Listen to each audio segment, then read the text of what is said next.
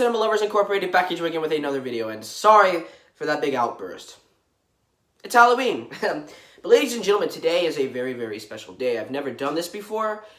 I am ranking all of the Walking Dead showrunners. That is 4 showrunners since The Walking Dead started in 2010. Now, my opinions may change in the future. I might make an update later on after Season 9's over. If I watch Season 9, if Rick survives, I will continue to watch Season 9. So, nevertheless, let's jump into the video. Pop some popcorn, eat your Halloween candy, and shut your mouths, and let's watch this video.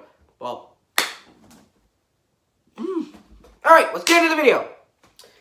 Number 4, of course, is the Antichrist himself, Scott M. Gimple. I hate Scott M. Gimple. The man is known for Season 4, Season 5, Season 6, Season 7, and Season 8 of The Walking Dead.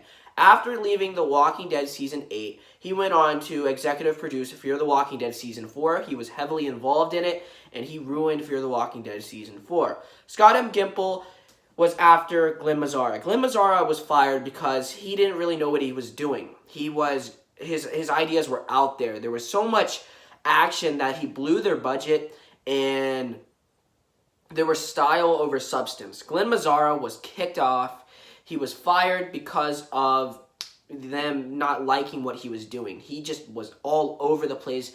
Season 3 was a mess. So they brought on Gimple. Gimple was safe, he was cheap, and he could do what AMC wanted him to do without any fighting, any arguments.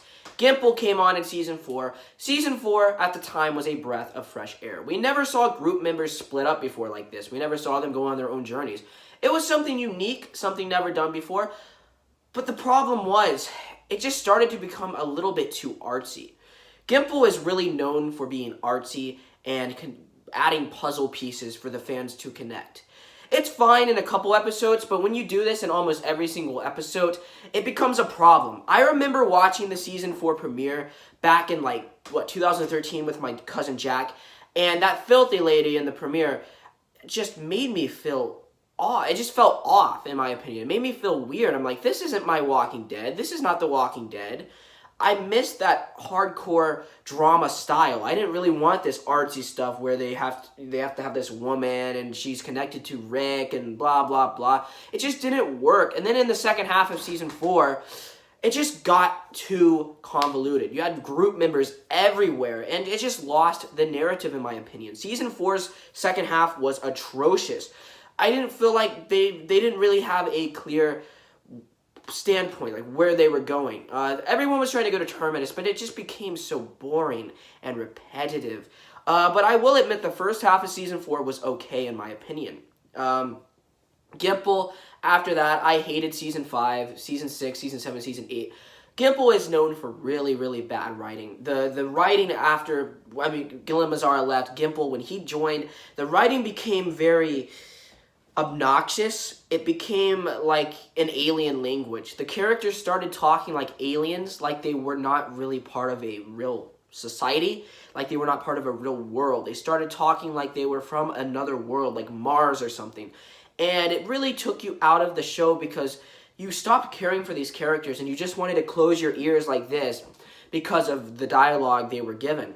You really have just everything completely slowed down with Gimple. Everything felt like just bottled up. Everything felt like bottle episodes. The narrative really didn't go well. It didn't really go anywhere. Every premiere, every final, every mid-season premiere, every mid-season final, all of them were the only episodes that had like big stuff in it. Because Gimple, he only cared about ratings and not the actual show. Every big thing was only in like the finale, the premiere, the mid-season finale, the mid-season premiere, blah, blah, blah, all of that. And he did it purely so he could drag people onto another show, another season, sorry. He put something big in the mid-season finale so he could drag people into the mid-season premiere. He put something big in the finale to drag people into the other premiere. It's just insane. And that is why Scott M. Gimple is number 4. I don't like the man. I never liked the man. He's known for killing The Walking Dead. He killed my favorite show. Season 8, Season 7 is just so bad. The writing, the action, the effects, the directing, the music, everything under Gimple's supervision was horrid. It was terrible. Just everything. The look of the show, the characters, everything. Let's move on to number 3. Number 3 is Glenn Mazzara. Glenn Mazzara took over the show after Frank Darabont was fired in the first half of Season 2. Glenn Mazzara took over the second half of Season 2.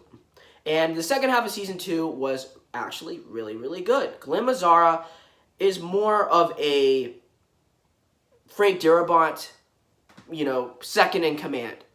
He kind of has a style of Frank Darabont, but up a notch. This style is so weird in my opinion because it is so action-packed. You have so much going on, jam-packed in every single Glenn Mazzara episode. You have the bar part. You have the Nebraska, the bar episode where those two guys come in. Rick shoots them. After that episode, you have a bar shootout with the characters, and there's so much going on. And, Glenn Mazzara, he did it perfectly, I think, in Season 2. You have to have the action, you have to have, the tension, you have to have the style. But then you also have to have the story and the drama and the scope of the show, You have to immerse people in this environment. And I think Mazzara did it perfectly in Season 2 because he lived off of what Darabont did. Darabont already paved the way in Season 2 for Mazzara. So Mazzara just had to take what Darabont was doing, and he just finished it for him. But Mazzara, he picked it up a notch. If you look at the first half of Season 2, it's a lot slower compared to the second half of Season 2. The first half is Darabont's half. The second half is Mazzara's half. The first half is Darabont's half, and it's slow because Darabont was clashing with the producers. He didn't really know what to do. But Mazzara, in the second half, he said, okay, the first half is very, very slow. Let's turn it up a notch. You have the death of Dell in episode 11. Then you have the death of Shane in episode 12. And then you have the death of Jimmy and Patricia in episode 13, along with the whole Walker herd coming into the farm. I mean, this was really big.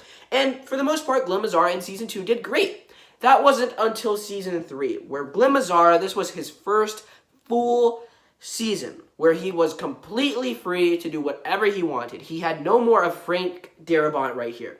Glenn Mazzara, wow, Season 3 was a mess. First, the quality. The grayscale, everything is so gray and murky and colorless. It's disgusting. Glenn Mazzara knows how to direct action scenes. The action in Season 3, for the most part, was fantastic. But there was way too much. Every single scene, almost every scene, you see our group running around like this. And they're all screaming. And they're all like, oh, we have to move. We have to move. We have to go. We have to do stuff. We have to move. We have to kill people. We have to act cool. We have to act like a big bunch of bandits. Shit happens. All of that. And it just makes the group unlikable. In this season, the group was very unlikable because there was so much action. There was so much of this style. There was not enough substance. There was not enough story going on. You just had them randomly fight people with the governor, the clashing of the governor. It was really interesting seeing what Mazzara did with the groups coming together, but it just felt so action-packed. Like, everything felt like it was, up a notch. Like, you could never, breathe. You had T-Dog and Lori die in episode 4. Then you had the death of Andrea in episode 16, and then in episode 15, Merle dies. Episode 14, sorry.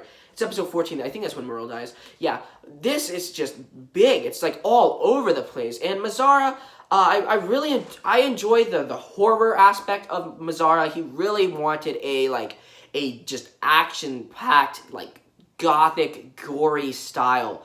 And he just wasn't good for television. He would be better off doing a comic book or something, in my opinion, or something like that, but not for television. I feel like Glenn Mazzara, his ideas did not work. It just became a mess. But he's in no means horrible like Gimple. I would prefer Mazzara over Gimple any day, but Mazzara comes in at number 3. Moving on to number 2, we have the newest showrunner, Angela Kane. Now, Angela Kane, I am pleasantly surprised. Angela Kane is the first female showrunner, and she is showrunner of Season 9. She had to turn around everything that Gimple did. while she's not perfect yet, she still brings some very, very intense episodes to the show. It has the style of Gimple's episodes, but the writing of like Mazzara and Darabont's episodes. And I really like that. You care about the characters again. You care about what they're doing, what they're going through. You care about every single line. Most of the lines feel fresh. They don't talk like aliens anymore. Most of them. You get these characters, you get chill bumps, you really feel invested. Every single week gives you something new to look forward to. They set up something in one week, and then they resolve it in the next week. There's something every single week, keeping you on your toes. You don't have to wait like 5 episodes or 6 episodes like in the Gimple era to resolve something. Everything is resolved in one episode or another episode. And that's what I really like about Angela. She really knows how to take care of the show. She knows that people want drama. People want to watch a show every Sunday and feel something. They want to be amazed by it. They want to walk out and enjoy it. They want to talk to their friends about it. They want to make predictions. They want to be wow. They want to be mind blown. Angela Kane was like, okay, Gimple was not working for the show. So you know what? I'm going to make these characters likable again. I'm going to add back, true drama. I'm going to take what Gimple did, his blueprints, but I'm going to turn it on its head and add back the interesting dialogue, the interesting writing, and just make it an overall better experience. While she's not perfect yet, I think Angela Kane is a fantastic showrunner, and that's why she comes in at number 2. Because I care about the characters again. I care about what's going on. It's not perfect. There are some stupid moments, but she comes in at number 2. Now, we all know what number 1 is, ladies and gentlemen. You know what number 1 is. I know what number 1 is. Number 1 is the one and only, the God, Frank Darabont. The legend. He started the show. He started it all. Frank freaking Darabont, the director of the classic movies, Shawshank Redemption and The Green Mile, and not millions, but tons of others. Frank Darabont in 2009 wanted to pick up the rights for a zombie series. He picked up The Walking Dead. He created the show The Walking Dead. Now, he didn't create the comic books, but he created the show. He handpicked the cast himself. He wanted this show to be unique. He wanted it to feel like nothing before. He wanted a show that felt like a movie. But instead of going to a movie theater, you could crowd around a TV screen every single week and watch it that way. And people can talk about it in the community. People can always make predictions about it every single week. That is what Darabont wanted. He wanted a style that was rich, but also fun. You have a dramatic show here that is just freaking intense. You see Rick Grimes wake up in this world. You follow this man, this drama, from the look, the scope of the show. You can feel the characters stuck in Atlanta. Everything feels like it belongs in this world. Everything feels grounded. You feel like you're really there with the characters, like this could actually happen. But then you get comedy as well, like the classic comedy that actually works. Darabont knew how to bring it together, and for the most part, it always worked. Comedy and drama and action all together in one big season. Season 1 and the first half of Season 2 are my favorites in The Walking Dead, hands down. Darabont, he was really a master of getting you into the look, into the environment. Every environment had something new. You felt like you were in a horror movie. Every single environment, from the city to the hospital, to the roads, to the campsite, to the farm, to the school in Season 2, every single place had this style to it, this look to it. And you feared the zombies because of how well the style of the environments were. Because Darabont knew what to do. He said, you know what? I have to make everything feel like I have to make the people scared, because he was such a big zombies nerd. He knew what he was doing. He knew how to create this world. The characters were great. His story, Darabont's directing, his show running, the style he has is style and substance combining. You have slow moments where the characters talk, but it always leads up to something bigger. you have these moments where, you know, the characters, it feels kind of biblical in a way.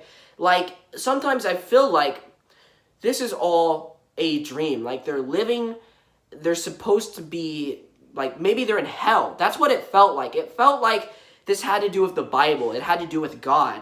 I don't know why. I don't know if it was just me, but everything felt like it had to do with, like, the Bible and religion and why these people are here. It just felt grounded. It felt great. You cared about the characters. Darabont was not as fast-paced as Mazzara. He took his time developing each and every cast member. Most of the cast members were fleshed out, and you just enjoyed the ride. You just felt like you were watching a movie where it was really intense. Every episode took you along, but one part of the episode had drama and character development, and then the rest had action, action, action. And that's what Darabont did the best. Darabont, it felt like you were watching one of his movies where, you know, it just has this just beautiful writing where these characters are talking kind of like a drama, like a cop drama, a modern drama, not a zombie show, but a drama, a modern drama. And that's what it felt like at times. Sometimes you forget you're even watching a zombie show because of these characters. They feel so real. And that is Darabont. That is Frank Darabont. Number one. Number one is Frank Darabont. Number two, Angela Kane. Number three, Glenn Mazzara. And number four, Scott M. Gimple. What do you think of my list? Do you agree with my list or do you disagree with my list? This video was long as heck. I truly apologize, ladies and gentlemen. I just wanted to make it for all of you fans. You guys wanted to know what my opinions are on the showrunners. These are my opinions on the showrunners. So leave a like, comment down below, subscribe, do whatever the heck you want to do, and goodbye. Bye, everyone.